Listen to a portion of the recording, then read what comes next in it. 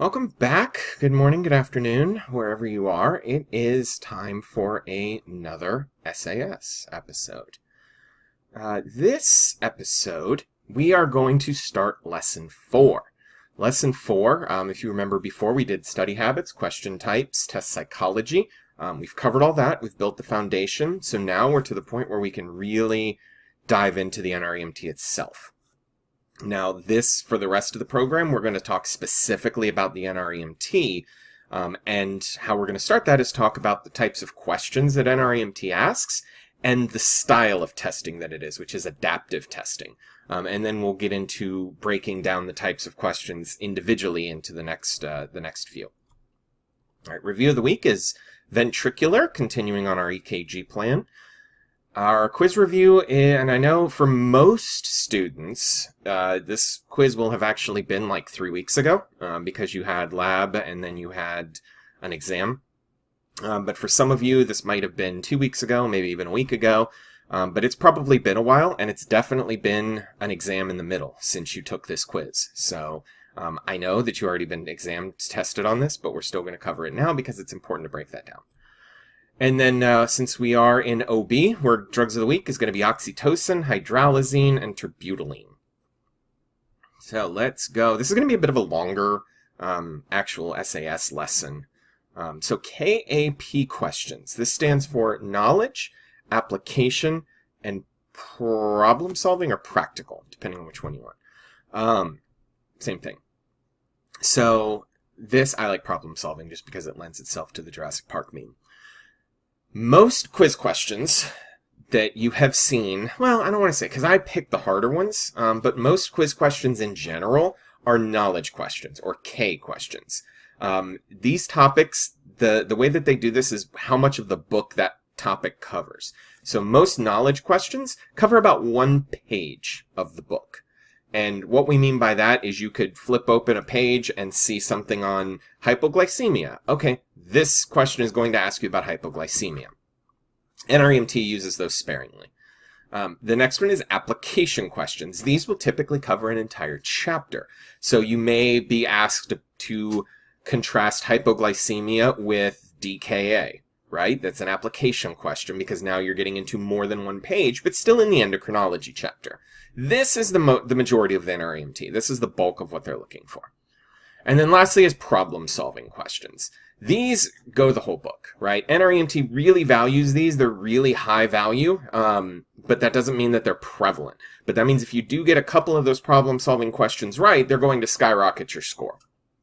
And this would be something like compare and contrast different types of altered mental status, right? Where you may have hypoglycemia, you may have DKA, you may have a stroke, you may have a heart attack, intoxication. There's a couple different things that are going to cover more than just the endocrinology chapter. So that is an overlook of K, A, and P, knowledge, application, and problem solving. Now, adaptive tests, this is how the NREMT works. It is called a computer adaptive exam. And what that means is, this is important. I want you, if you take nothing else, right? This is probably the 4th time I've said this, but if you take nothing else out of this series, know that the NREMT is built to always feel like the hardest test you've ever taken. So everybody leaves the NREMT thinking it was the hardest test they've ever taken. And the reason why is because it gets harder the better you do. So if you are a terrible test taker, you may walk out of there with 50 questions where the answer is shallow breathing and BVM, right? And because you're a terrible test taker, you may walk out of there and think, man, that was really hard, when really all it did is ask you about shallow breathing, 50 times. But if you're a really good student, you're going to walk out of there and it's going to ask you about blood gases and comparing and contrasting respiratory and metabolic acidosis. And you're going to be like, man, that was like 1 lecture in paramedic school, right? Well, it's because you've gotten into the harder material. The majority of the questions, again, are going to be that application, that middle ground style.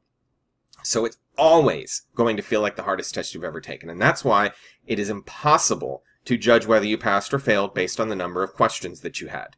It is also impossible to say things like you have to have X amount of each category, you have to pass. That might have been true in the past. In fact, they used to say that it was. Of course, NREMT keeps all that secret.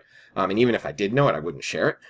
But it's all completely done in a whole bunch of different complicated algorithms now. So you could pass with a 70 questions. You could pass at 150 questions. You could get all airway and one OB. You could get all OB and one airway. Those are rare, but it's possible. You could get pilot questions. Well, you will get pilot questions. We'll talk about that later.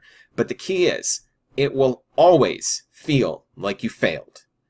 There are instructors that worked here that did not have their registry before because they came from non-registry states, and they got their national registry as part of their teaching requirements here.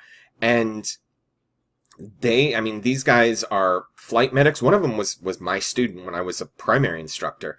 He was a flight medic, critical care medic, one of the smartest dudes I know. And he called me after he took it, and he's like, dude, I failed. I bombed that exam. And of course he passed, but it always will feel like the hardest test you ever took. So do not feel discouraged. In fact, if you come out of there and think, man, that was really easy, you might have overlooked something.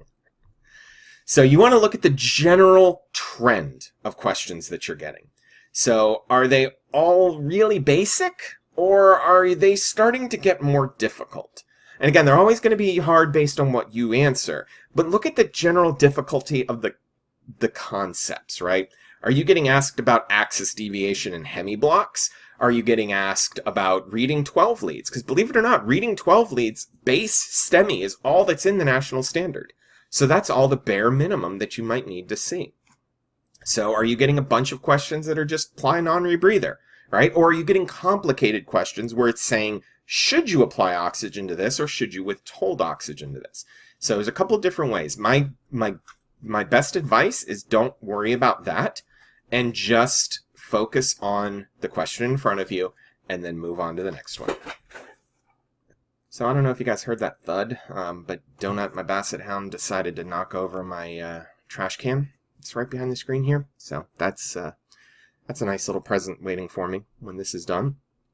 All right, so we are talking about the content areas. Currently, the National Registry has 5 categories. This was based on the 2021 updates. The last time this was updated was it's been a while. And there has been a slight change, since 2021.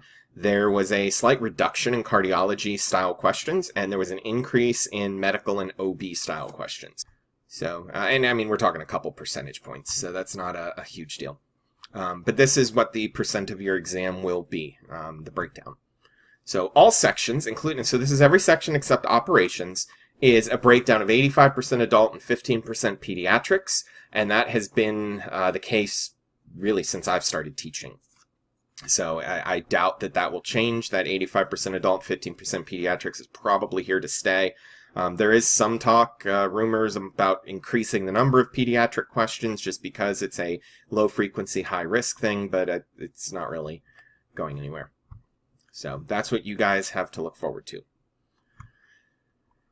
Again, the number of questions does not determine if you pass or fail. So the minimum is actually 80. I think I might have said 70 earlier. So EMT is, I think, 70 to 120. Medic is 80 to 150.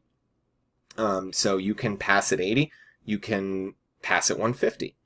If you and it will cut you off at 150, and it'll just take where you are. So if I remember right, I think I passed somewhere in the low 90s when I took mine, but I lost count. I honestly lost count around 80. I got to 80 and I'm like, okay, any minute now or any question now it can cut off, and at that point I really kind of lost track counting in my head. But I was counting by 5s and 10s and just kind of doing little tick marks on the desk there. But it was a little bit past 80. You will also have 20 pilot questions that do not count.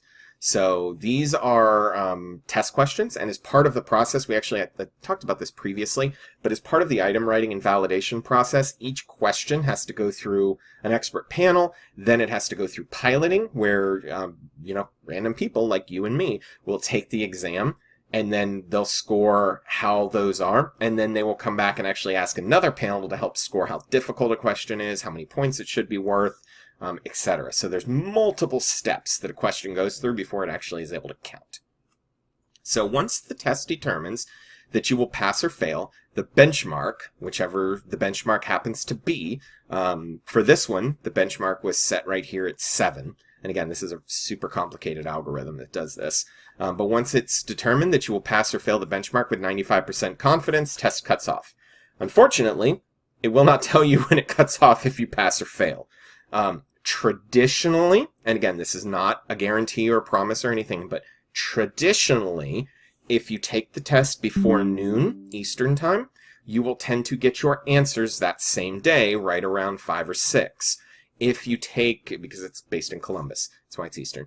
If you take your test after noon Eastern, you will get your results early the next day.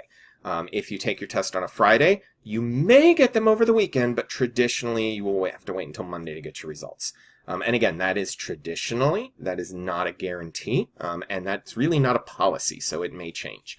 But if you are super worried about that, try not to take your test on a Friday, and try to take it early in the morning. Unless you're not a morning person. And forget about that, take it in the afternoon, sleep on it, get your results the next day. Okay. And by the way, nothing I'm telling you is secret, privileged. All of this is on nremt.org. It's kind of buried, and it's not because they're trying to hide it, but just because it's a data dump. So you kind of have to dig through it. But if you are really curious, I would suggest not looking at it now, but after you get your National Registry Medic, if you're kind of curious as to how this works, you can dig in and look all over that. They give you, there's a huge report on how all of this works. But you can see right here, the confidence interval is this blue thing. You scored up, kind of dropped down there, and then we got back up, and we got all the way up to here, and this little blue line got above the red line, so that means that it's 95% confident that you will pass, and it cuts you off and says you pass. So this is a real candidate performance. You see the more questions you answer, the narrower and narrower your margin of error gets.